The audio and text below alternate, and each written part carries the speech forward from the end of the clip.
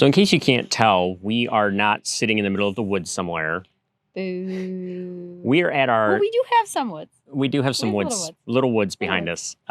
We are at our Sticks and Bricks in Michigan, and that is because of everything going on with COVID-19. A lot of things are shut down. Non-essential travel is locked down. And so, like many others, we were figuring out ways to spend more time at home. It's one of those unexpected things that happens, right? Obviously, none of us were expecting this thing to get this big or sort of last this long, and we'll all just have to kind of hang in there and see how this goes. And we're not traveling right now. But it is an opportunity for us to kind of go back through some of our old videos and figure out where have we been and what have we been doing. And I noticed going through some of the stuff on a recent trip we took before all this happened about unexpected things, sometimes good, sometimes bad. And that was when we were originally going to head down to Florida and Alabama was our trip that we had planned. We got to leave a little bit earlier than we expected because of our ability to have remote work. And we were more than ready because there was, 3 inches of snow on the ground the day we left? Yeah, it's been a weird winter here in Michigan anyway. And it had actually warmed up right about the time we were leaving. And then I think the morning we were to leave, which was late February, early mid-February, I guess it was. Yeah, we woke up to 3 inches of snow and we're like, and we're out of here. This is why we're leaving. But yeah, with us working remotely, it allowed us to just sort of say, you know what, we're ready. Let's go. I could work from the road a little bit. Ari can work from the road. So we kind of built in that we'd have a couple travel days during the week when I needed to work, and then a couple weekend days as well to give us a little bit more buffer time. And just because you never know, everything can be unexpected. Sometimes you just never know what you're going to find on the way. Our final destination was going to be Alabama, where we were going to the RV Entrepreneur Summit, but we left a couple weeks early because we both had family in Florida. We thought, let's go all the way to Florida, visit them for a couple weeks, then work our way back up to Alabama.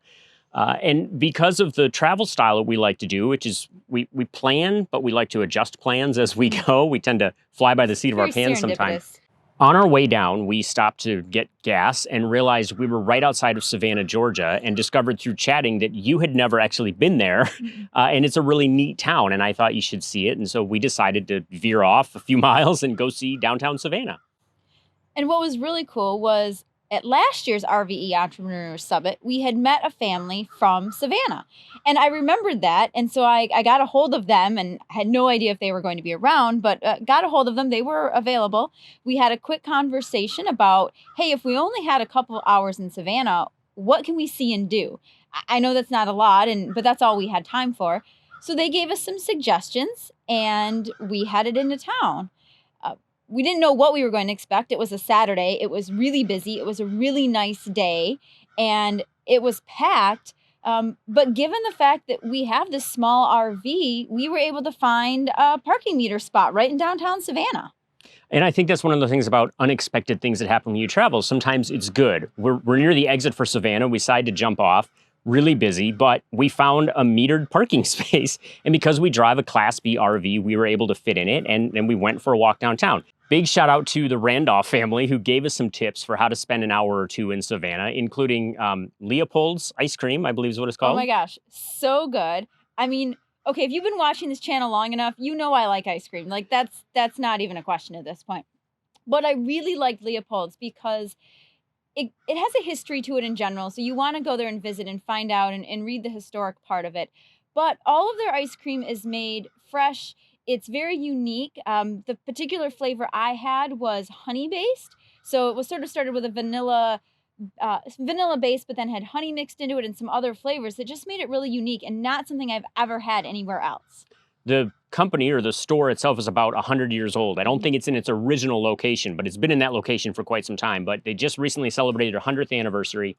Great ice cream. It was lined up out the door, which we were told it would be lined up out the door and we should get in line anyway. And I'm really glad we did because it was neat to experience that ice cream and it was really tasty. But also once you get into there and while you're waiting in line, there's some historic things about the building and stuff about the company that's neat to learn. So that was fun to do that. And then we wandered, with our ice cream through Savannah for a while.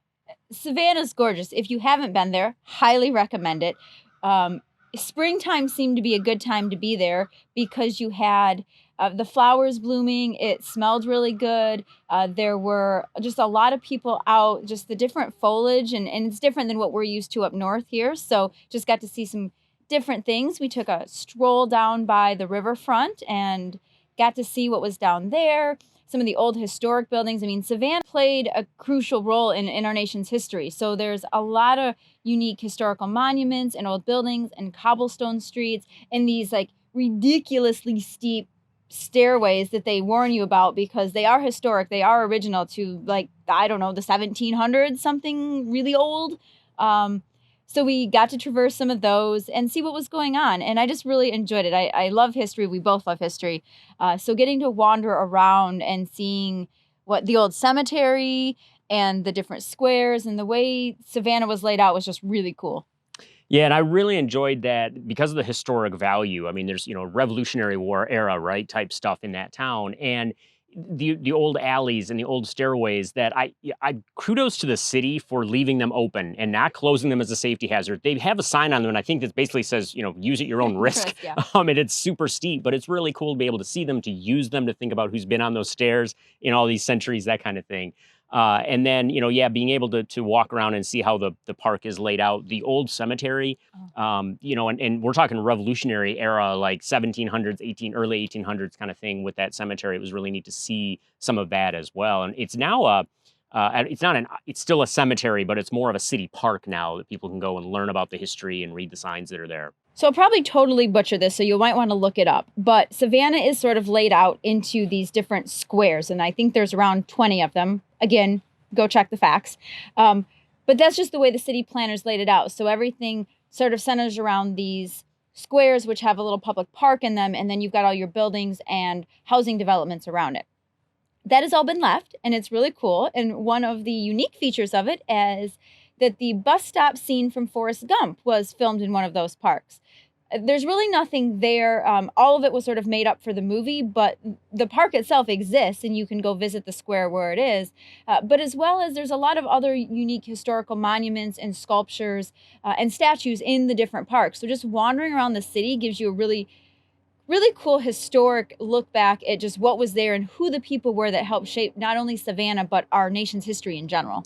Well, and it's important to know these squares, these park squares, are only blocks apart from each other. You don't have to walk very far and you're in a completely different one. And they all have a sort of a centerpiece with something historical or a monument of some kind, which is really cool. And then next to one of them, kind of across the street, is, I believe it's the oldest movie theater in the United States, indoor movie theater. It's still operating, yeah. It's still operating, yeah. So it's really neat to kind of just see that too. But I really liked Savannah. I'm glad we took the chance to just jump off the freeway, go see it, and spend some time in that city. Yeah, I'm really glad we hopped off just because I had never been there before. And I'm always looking for cities to kind of check off and say I've been there and I'd heard some really cool things about it. So yes, definitely glad. You should check it out if you happen to be in the area. And then we continued our travels after Savannah, and we weren't that far out of Savannah when another unexpected thing happened. This one, not good.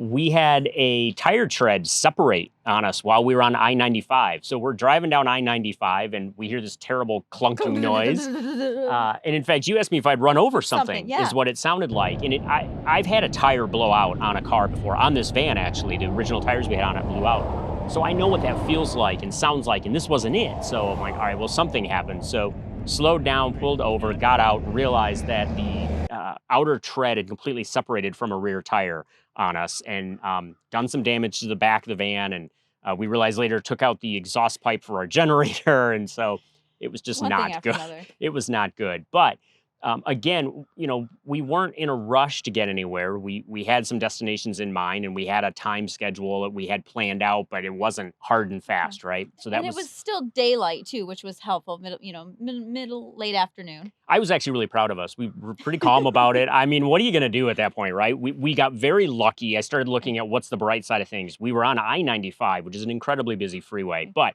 we were in a section that, for one reason or another, has a super wide shoulder. And in fact, we were right at the point where that shoulder was going to end. So it doesn't go for the whole stretch of 95, but we were able to get into what is essentially kind of a breakdown lane there on I-95. So we were well off the freeway. We were able to get our things ready. I called for road service before they could get into there, although it wasn't going to be that long.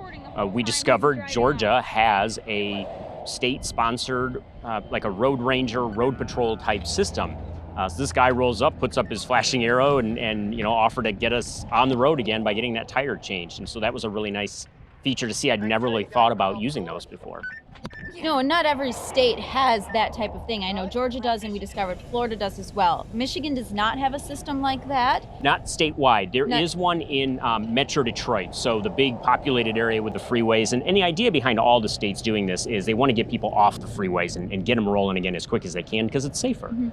I know there is probably a little bit of controversy between this is a taxpayer-funded thing that it's it's technically free, provided by whether it's the Department of Transportation or whatever system that state has, versus paying the private local service people that you normally have contracted through AAA or Good Sam or whatever to come out. So we did find out there was a little bit of controversy between those two, sort of butting heads a little bit. But I think really the important thing is getting back on the road as quick and safe as possible, because you're not always going to be in that place where you can have that extra shoulder space. I mean, maybe even 100 yards further, and we would have literally been like on the side of 95, and it would not have been safe for us. So I think that's just the important thing, and just to know. And you see those road signs when you pass, like the blue information signs, and you rarely ever pay attention to them. But in this case, we started noticing them a bit more afterward about the call for roadside assistance and call for help. And at least the guy in Georgia told us he carries gas and the stuff to help change a tire. Those are technically the two primary things he does. If it's anything else, you're going to need to call the actual tow service if you need to be towed or have anything else majorly wrong. But gas and basically a flat tire, they can help take care of you. It was one of those things, though, where you never know what's going to happen, especially the more you travel, the more you're going to have issues maybe with tires or something like that. And we got back on the road. We were maybe a total of 2 hours? We think it's about 2 hours, yeah. So again, we were back on the road behind our schedule. That wasn't really much of a schedule, just kind of a loose set schedule. And we were going to keep pushing on to our final destination in Florida. Looked at the time and realized we're going to be driving into the night. There really wasn't going to be midnight or something before we arrived at this point. Yeah, there really wasn't much point in spending the time to do that. And so we sort of decided, all right, there's a Cracker Barrel coming up down the road. We'll stop and boondock at the Cracker Barrel, which we tend to do quite a bit anyway. But we got off the freeway there, and you got one of your biggest surprises of the trip, which this was totally unexpected because we didn't look into it that much. We just said, hey, there's a Cracker Barrel, let's get off. Didn't even think about what exit it was. We're following the GPS, and I look up as we're going down the road, and there's just this huge bank of lights, just like massive. And I said to Ari, I'm like, wow, it must be like this big hospital system or something. Like, what is this massive thing of lights? And then we realized that our Cracker Barrel was right there in front of it. So we pull in, only to discover it's Daytona International Speedway. Like, the Cracker Barrel is literally basically in the parking lot of Daytona International Speedway. And we joked later that it was like, so this must be the concession stand for turn one. And the whole speedway was lit up, which I don't know why it's lit up all night, but it was really cool. And the backstory of this is I love NASCAR. Yes, I'm one of those weird people. And I'd never been to Daytona. So getting to sleep in the parking lot of Daytona was really cool. Which is essentially what it felt like. I mean, Yeah, we rolled out of bed in the morning and you look out and you're like, hey, there's Daytona There's the International Speedway. grandstands. You've seen the grandstands. We got to go over there, got some, took some pictures from outside.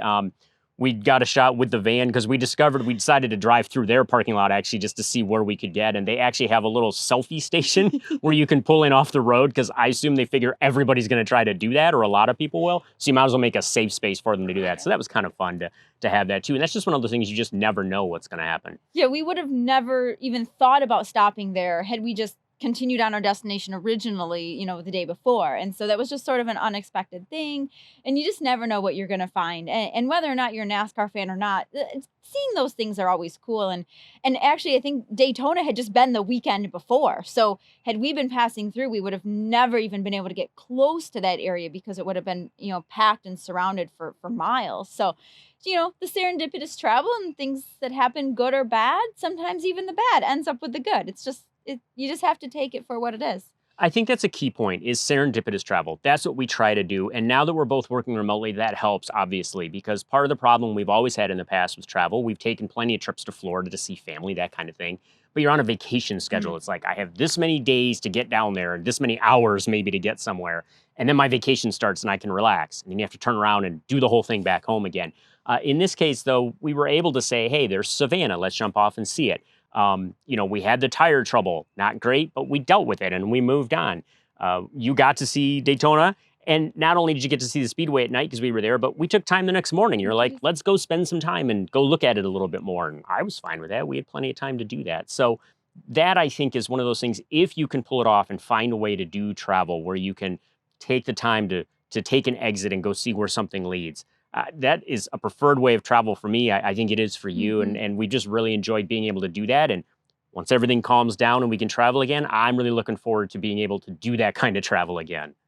Yeah, I know everybody right now, is sort of just facing the unknown of what's going to happen and when are you going to be traveling again? And and if you're watching this video like 3 or 4 years from now, and we're all going to look back and go, "Wow, that was really crazy," but now look where we are and we're doing some really cool things. And there's always going to be unexpected things in life, and you just kind of have to roll with it, see what happens. There's no perfect time to do anything. And we've always said, now is the time to go. Don't wait till tomorrow. So as soon as this crisis is over, we're going to be hitting the road and finding someplace cool to go and seeing what we can find and seeing what's out there, off the beaten path and off the interstate, and or maybe even just right off the interstate. But you just never know. I mean, I think that is our preferred way of travel, and we're, like everybody else, antsy to get back out there. So as soon as things calm down and the travel bans are lifted, keep on trekking. And we'll see you out there. Yeah, like I said, had I have